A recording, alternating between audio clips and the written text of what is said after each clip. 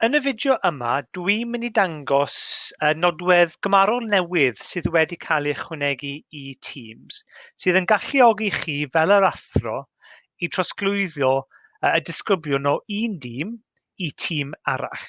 Felly, er enghraifft, mae 'da fi tîm fan hyn ar gyfer disgyblion sydd yn astudio Ffrangeg, disgyblion blwyddyn 12, a mae angen i trosglwyddo'r disgyblion yma mewn i tîm yma ar gyfer blwyddyn nesaf. Felly, i wneud hynny, dwi wedi creu y tîm yma o barod, wrth clicio ar Join o Create Team ar y top fan hyn. Yna, os na i clicio ar y 3 dotyn ar y sgwar, ac yna clicio Add Members, beth mae rhaid i fi wneud yw dechrau teipio enw y tîm blaenorol, clicio ar y tîm ac yna clicio ar Adio.